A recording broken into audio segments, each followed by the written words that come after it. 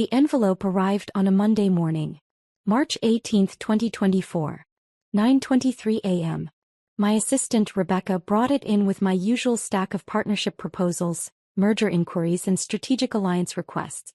Morrison & Whitley received dozens of these every week. Smaller firms hoping to partner with one of the largest corporate law firms in the country. Most got a polite rejection letter. "These need your review," Rebecca said, setting the stack on my mahogany desk. "The Anderson Group merger is time-sensitive. And there's a partnership proposal from a small firm in Chicago that might be worth considering." Chicago. I looked up from my laptop. "Which firm?" She checked her notes. "Brennan & Associates. Mid-sized, about 40 attorneys. They're looking for a strategic partnership to handle overflow work and access our international resources." Brennan & Associates. My father's firm. I kept my face neutral. "Leave it with me. I'll review this afternoon." After Rebecca left, I stared at that envelope for a full 5 minutes before opening it. The proposal was professionally formatted, comprehensive. 12 pages detailing Brennan & Associates' practice areas, client roster, recent cases and financial projections. The firm specialized in corporate law and business litigation. Solid work, respectable if unspectacular. But the numbers told the real story. Revenue down 23% over 3 years. 3 major clients lost to competitors in the past 18 months. Aging partner demographic with no clear succession plan. Overhead costs climbing while billable hours declined. They were drowning. Slowly but inevitably. This partnership wasn't about growth. It was about survival. The proposal was signed by 3 senior partners: Robert Brennan, Thomas Mitchell and Michael Brennan. My father's name was first. Robert Brennan. The man who'd told me I'd never make it as a lawyer. Who'd skipped my law school graduation because he had a case to prepare.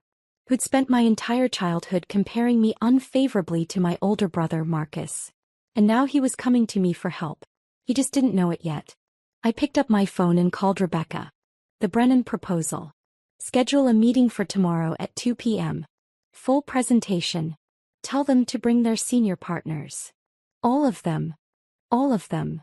I hung up and sat back in my chair, looking out at the Manhattan skyline from my corner office on the 43rd floor. Tomorrow was going to be interesting. The problems with my father started early. I was 8 years old when I first heard him tell someone I wasn't smart enough to be a lawyer. It was at a family barbecue. July 4, 2001. My uncle had asked about my grades, and before I could answer, my father had laughed and said, "Katie's a solid B student. She tries hard. But Marcus," now Marcus has the brain for law. Got his grandfather's analytical mind. Marcus was 10. He'd won some school debate competition. My father had been talking about it for weeks. I'd gotten straight A's that semester, but no one mentioned it. By the time I was in high school, the comparison was constant. Marcus joined the debate team. I joined the debate team. Marcus was team captain by sophomore year, my father would say. Real natural talent. I became captain junior year. My father didn't come to any of my competitions. Marcus got into Northwestern for undergrad. I got into Princeton. Northwestern has a better pre-law program, my father said. More practical. Marcus scored a 168 on the LSAT. I scored a 172. The LSAT doesn't measure what really matters, my father told his partners at dinner. You need instincts. Courtroom presence. Marcus has that. When I got into Harvard Law, my father's response was, well, they have to fill their diversity quotas somehow. I was a white woman from an upper-middle-class family. I'd gotten in on merit. But he couldn't admit that. The breaking point came during my second year at Harvard. I was home for winter break. December 2014. My father was hosting a dinner party for his partners and their families. I was helping my mother in the kitchen when I heard him talking in the living room. Marcus is clerking for Judge Patterson this summer, he was saying. Federal Appellate Court. That's the kind of experience that builds a real legal career. What about Katie? Someone asked. Isn't she at Harvard Law? Katie. My father's voice was dismissive. She's doing fine, I suppose. But she doesn't have what it takes to be a real lawyer. Too soft. Too emotional. She'll probably end up in legal aid or something. Helping people with parking tickets. The room laughed. I stood in the kitchen doorway, frozen. My mother touched my arm. Katie, don't. I walked into the living room. 12 people turned to look at me. Actually, I said, my voice shaking but clear, I just accepted a summer associate position at Cravath. Starting salary of $3,800 a week. The room went silent. Cravath, Swain and Moore. One of the most prestigious law firms in the world. My father's face flushed red. Katie, this isn't the time. You're right. It's not the time to humiliate your daughter in front of your colleagues. But you did it anyway. I turned and walked out. I packed my bag, called a taxi and flew back to Boston that night. My father called the next morning. You embarrassed me in front of my partners. You embarrassed me in front of your partners. I was making conversation. You were making me the punchline. Again. I paused. I'm done, Dad. I'm done trying to prove myself to you. I'm done being the disappointment. You're overreacting. I'm reacting exactly right. Don't call me again unless you're ready to apologize. He didn't call. I graduated from Harvard Law in May 2016. Third in my class. Published in the Harvard Law Review. Job offers from 6 top firms. My father didn't come to graduation. He said he had a case to prepare. Marcus came. So did my mother, looking uncomfortable and apologetic. My father had sent a card with a check for $500 and a note. Congratulations. Hope the degree serves you well. No, I'm proud of you. No acknowledgement of my achievements. Just a generic pleasantry he could have sent to anyone. I started at Cravath in September 2016 as a first-year associate. The work was brutal. 100-hour weeks. Impossible deadlines. Partners who yelled when you made the slightest mistake. I saw associates cry in the bathroom, quit without notice, develop drinking problems. I thrived. Because every time I wanted to quit, I heard my father's voice. She doesn't have what it takes to be a real lawyer.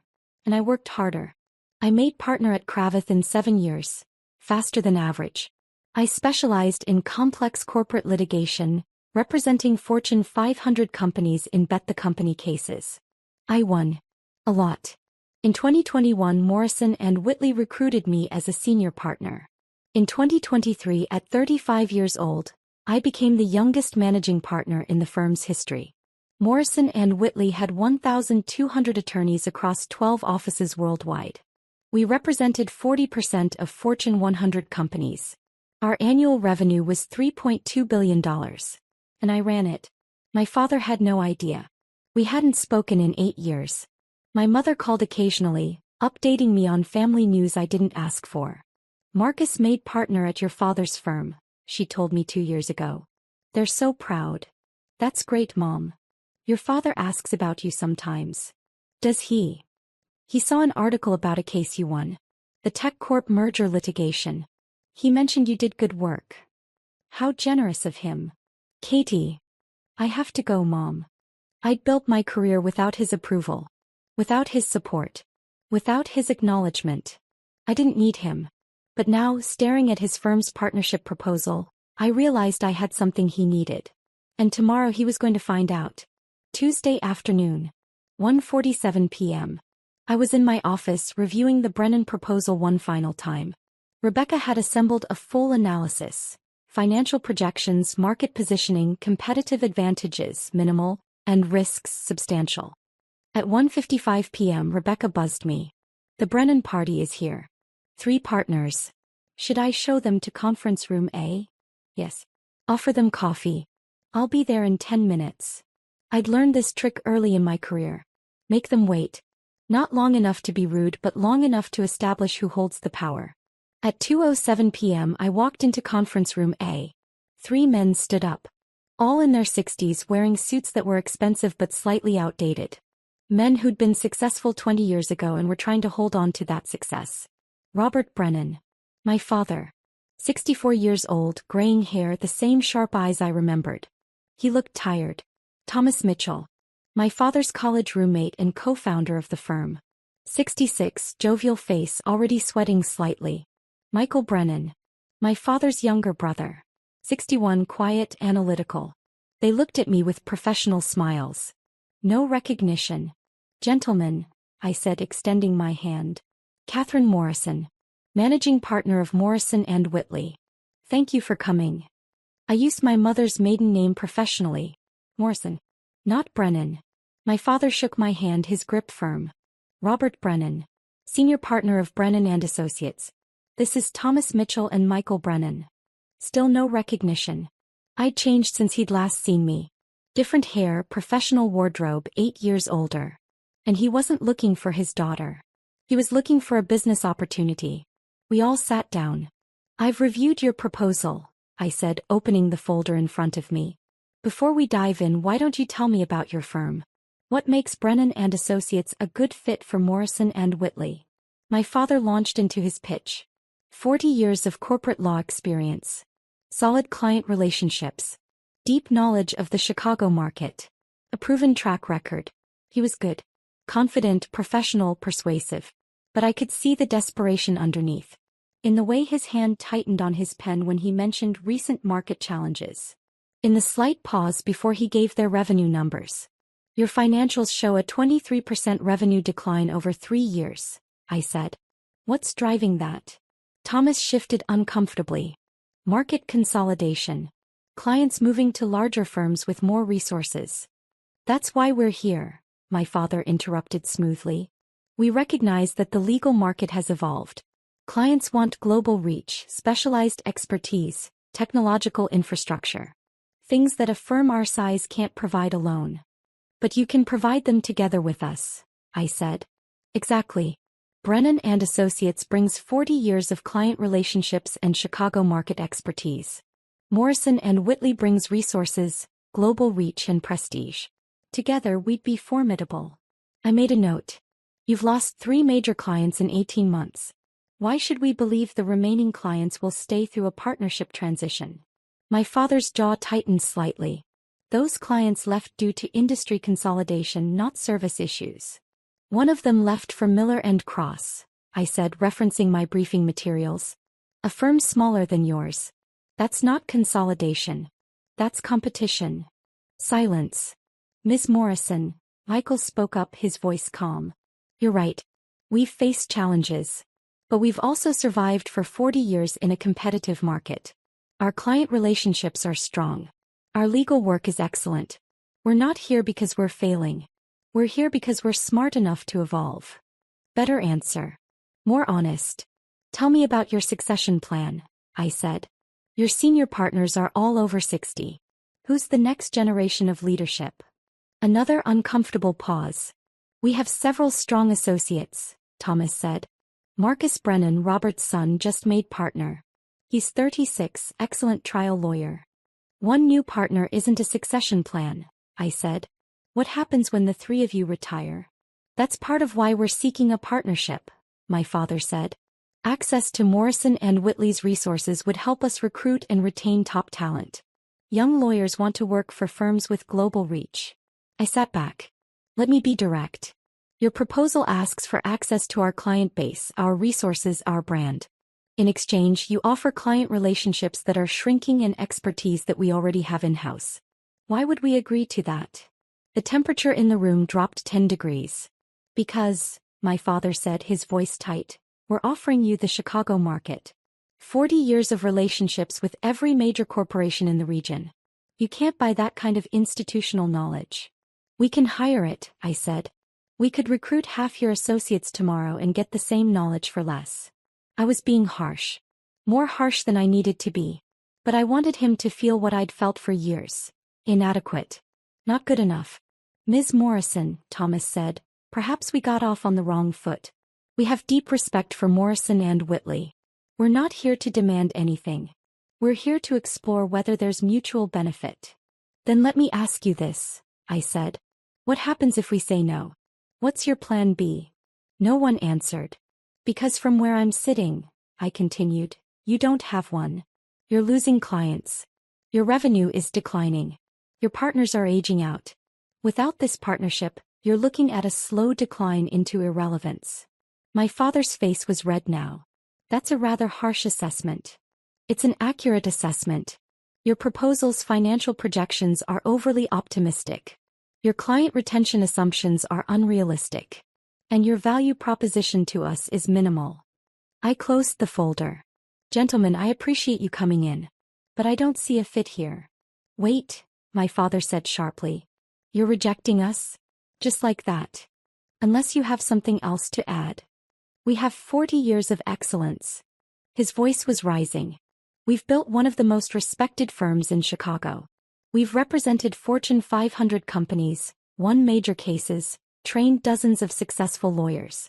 You're dismissing that because of 3 bad years. There was the ego. The inability to accept that he wasn't the most important person in the room. I'm dismissing it, I said calmly, because it doesn't meet our strategic needs. Morrison and Whitley partners with firms that bring unique value. I'm not seeing that here. My father stood up abruptly. This is absurd. We came here in good faith. And I reviewed your proposal in good faith, I said, remaining seated. The answer is no.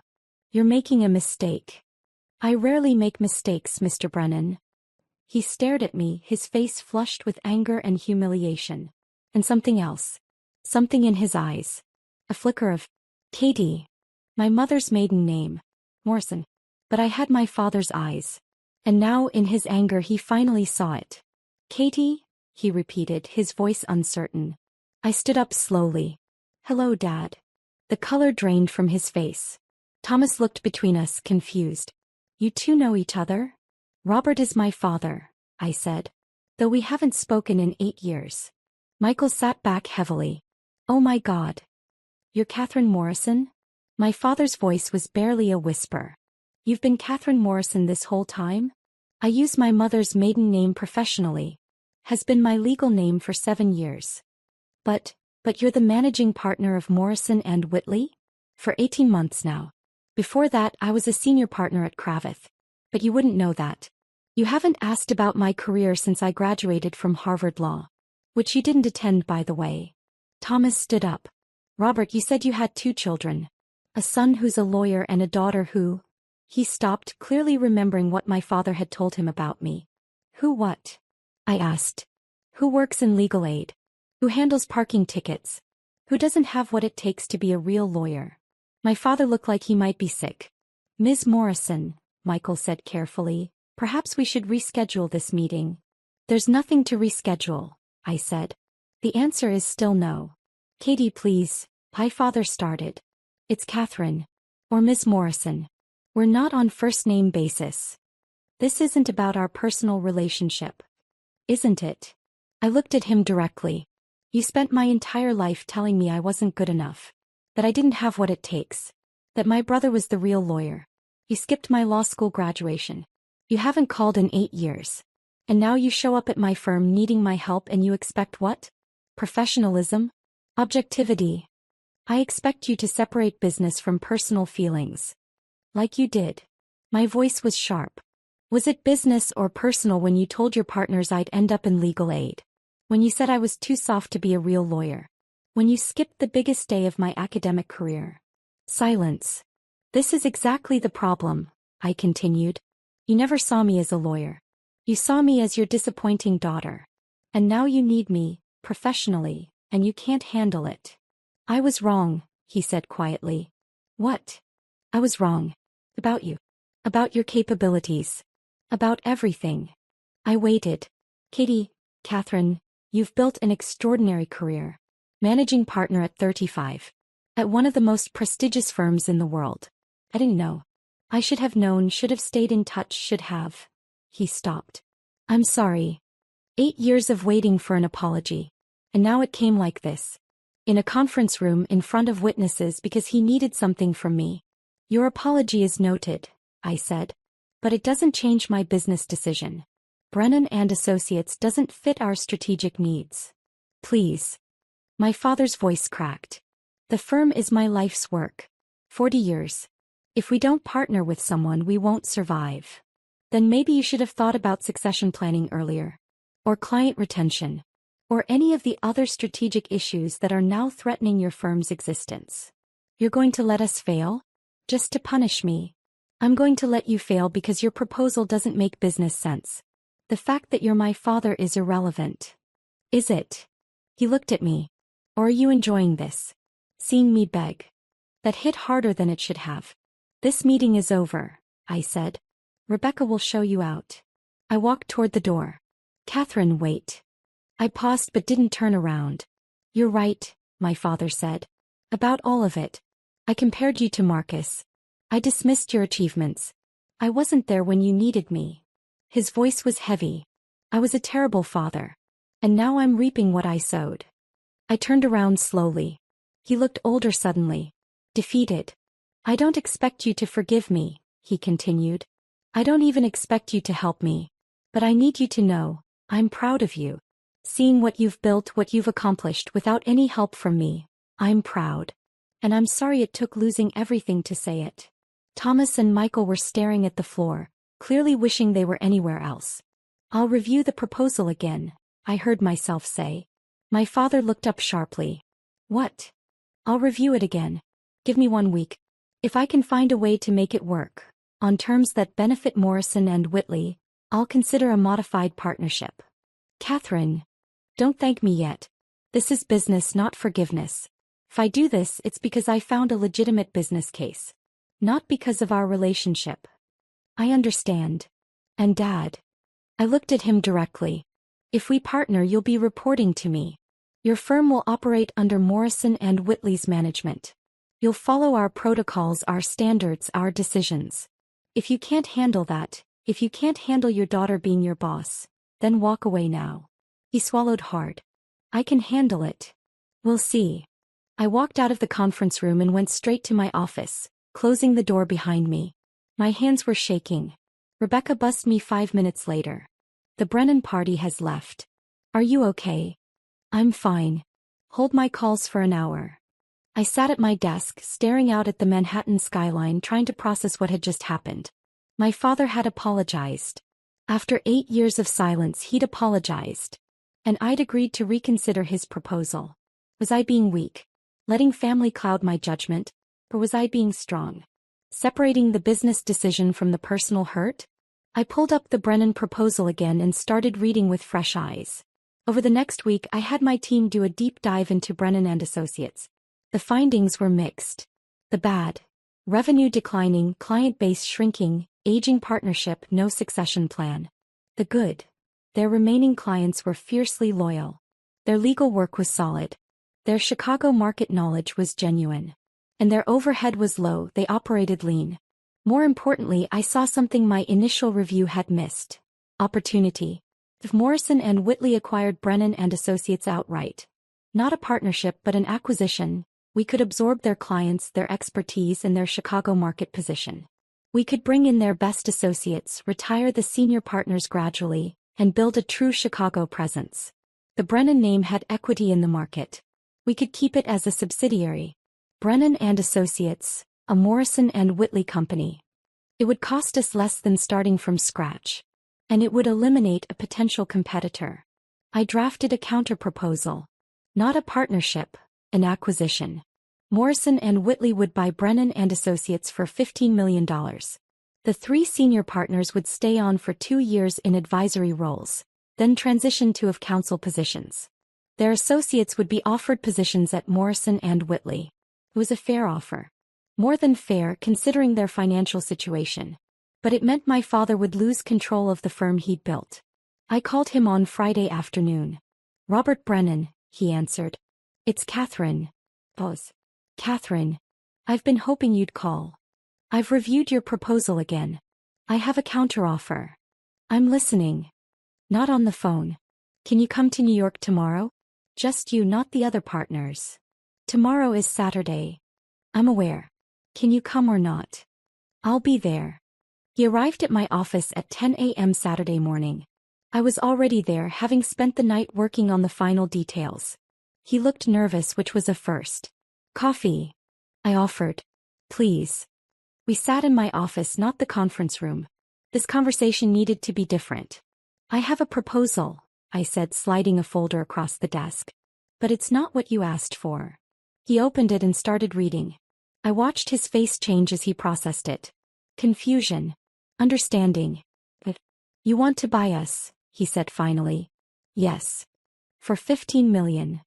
It's a fair price based on your current financials. We'd lose the firm. Lose control. You'd lose ownership. But you'd save your clients, save your associates, and save your legacy. Brennan and Associates would continue under Morrison and Whitley. Your name would remain on the door. He read through the details. The 2-year transition. The advisory role. The of counsel position afterward. I'd be working for you, he said. Yes. My daughter would be my boss. Yes. He set down the papers and looked at me. Is this revenge? Making me report to you? No. This is business. It's the best option for both firms. There's no other way? No partnership structure that preserves our independence. I could force a partnership on terms that would slowly strangle your firm. Give you just enough resources to survive but not thrive. Keep you dependent on us while we extract value from your client base. I paused. Or I can do this cleanly. You get a fair price, your people get protected, your name stays intact. In 2 years, you retire with dignity instead of watching your firm die slowly. Those are my only choices? Those are the only choices that make sense. He stood up and walked to the window looking out at the city. 40 years, he said quietly. I built that firm from nothing. 3 lawyers in a small office in 1984. We grew it to 40 attorneys, handled major cases, trained dozens of lawyers. It was my legacy. It still can be, I said. Under Morrison and Whitley, the Brennan name will reach further than it ever could independently. Your associates will have opportunities you could never give them. Your clients will get resources you can't provide. But it won't be mine. No. It won't be yours. He turned around. Why are you doing this? Really? You could have just rejected us. Let us die on our own. I thought about that. Because you were right about one thing, I said finally. You did build something worth preserving. Brennan and Associates is a good firm. It doesn't deserve to die because of market forces or poor planning. I paused. And because those associates deserve better than to watch their careers collapse with a sinking ship. I was one of them once. I know what it's like to work for someone who doesn't see your value. The implied criticism hung in the air. I wasn't talking about you, I said. But if the shoe fits. He actually smiled slightly at that. Fair point. He came back to the desk and sat down. If I agree to this, if we do this, can I ask for one thing? What? Can we try to rebuild our relationship? Not just business but father and daughter. I looked at him for a long moment. I don't know, I said honestly. 8 years is a long time. You hurt me deeply. Multiple times. I know. And I'm not the same person I was. I don't need your approval anymore. I don't need your validation. I built this career despite you, not because of you. I know that too. So what exactly are you asking for? A chance, he said simply. To know the person you've become. To be part of your life. To be a father if you'll let me. I felt something crack in my chest. That small part of me that had always wanted her father's approval, no matter how much I denied it. We can try, I said carefully. But it'll take time. And I need you to understand, I'm not looking for a father figure anymore. If we rebuild something, it'll be different than what we had. I understand. And if you compare me to Marcus one more time, we're done. Professionally and personally. He actually laughed at that. Fair. Though I should tell you, Marcus has been reading about your career. He's actually intimidated by you. Good. We sat in silence for a moment. Will you take the offer? I asked. Can I discuss it with Thomas and Michael? Of course. You have until Monday. But Dad. Yes. This is the only offer. I won't negotiate. It's fair, it's generous, and it's the best option available. If you say no, I'll wish you luck and we'll move on. Understood. He stood up, gathering the proposal documents. At the door he paused. Catherine. Yes. I really am proud of you. I should have said it years ago. I should have been saying it all along. Yes, I said. You should have. After he left, I sat in my office for a long time thinking. I'd proven him wrong. I'd built the career he said I couldn't. I'd become the lawyer he said I'd never be. And now he needed me. Part of me wanted to feel triumphant. Vindicated. That I just felt tired. Proving people wrong was exhausting. Even when you won, you lost something in the process. Monday morning, my phone rang at 8:47 a.m. Catherine Morrison. It's Robert. We're accepting your offer. I let out a breath I didn't know I was holding. All 3 partners agreed? Unanimously. We know it's the right choice. Good. I'll have our legal team draw up the formal documents. We'll aim to close in 60 days. Thank you, Catherine, for giving us this option. It's good business, Dad. Don't make it more than it is. But I was smiling when I said it. The acquisition closed on May 28, 2024. Brennan and Associates became a wholly owned subsidiary of Morrison and Whitley. The transition was smoother than I'd expected. My father, Thomas, and Michael were professional throughout. They helped onboard their associates, transitioned client relationships, and accepted their new roles without complaint. Marcus called me 2 weeks after the closing. Katie, it's Marcus. Hi, Marcus. I just wanted to say, thank you for what you did. A lot of firms would have just let us die. You didn't have to help. I didn't do it for family reasons. I know. But still. You gave Dad a dignified exit. That means something. We talked for an hour. About our careers, about the acquisition, about our father. He talks about you constantly now, Marcus said. Shows everyone your articles, tells clients you're his daughter. It's kind of annoying, actually. I laughed. Really? Really? I think he's trying to make up for lost time. Overcompensating. How do you feel about that? Honestly, relieved. I was tired of being the golden child. The pressure was exhausting. You could have said something. So could you. Fair point. My father and I started having dinner once a month. Awkward at first, then gradually more natural. We talked about cases, about the firm, about the legal profession. Slowly we talked about other things. About Mom. About my childhood. About what we'd both lost in those 8 years of silence. I was threatened by you, he admitted one night over Italian food in Little Italy. You were always smarter than Marcus. Quicker. More determined. And I couldn't handle it. Why not? Because you reminded me of me at your age. Ambitious, hungry, unwilling to settle. And I knew if I encouraged you, you'd surpass me. Which you did anyway. So you tried to hold me back. I tried to convince myself you weren't as good as you were. It's shameful. I'm ashamed of it. Good, I said. You should be. But I reached across the table and squeezed his hand. 6 months after the acquisition, I promoted 3 Brennan associates to partner at Morrison and Whitley. All 3 were exceptional lawyers who'd been held back by the old firm's financial constraints. My father attended the announcement. Afterward he pulled me aside.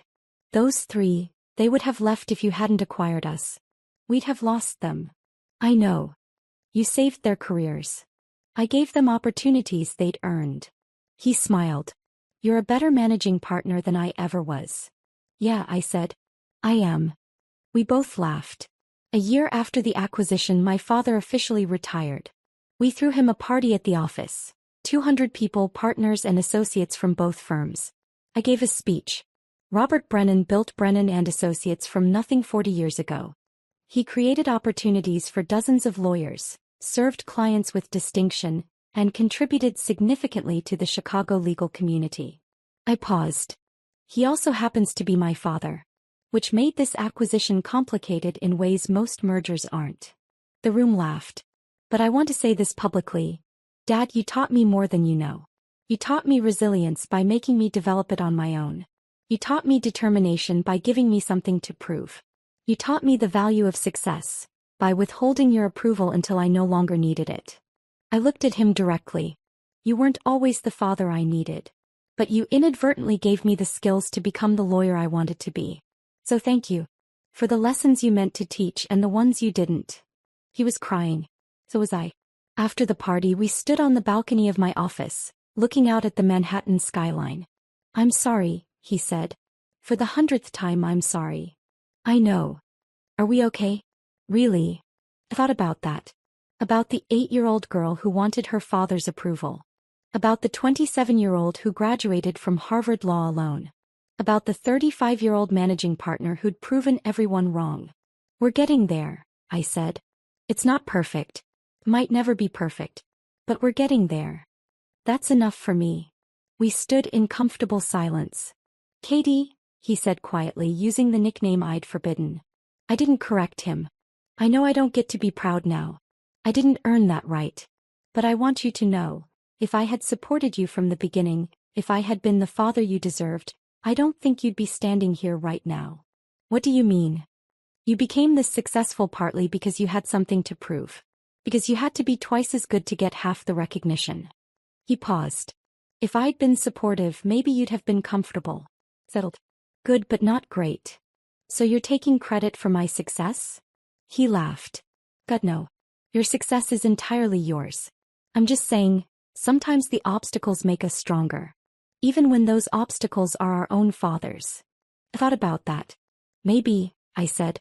Or maybe I'd have been just as successful with a supportive father. We'll never know. No. We won't. Another pause. But for what it's worth, I said, I forgive you. He looked at me sharply. Really? Really? It doesn't undo the hurt. It doesn't erase the years. But I forgive you. Because holding on to that anger is exhausting. And because you're trying. Finally. He pulled me into a hug. I let him. Thank you, he whispered. Thank you.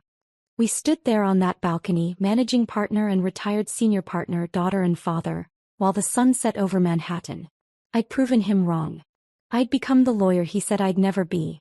But more importantly, I'd become the person I wanted to be. With or without his approval. Though I had to admit, having it now felt pretty good too.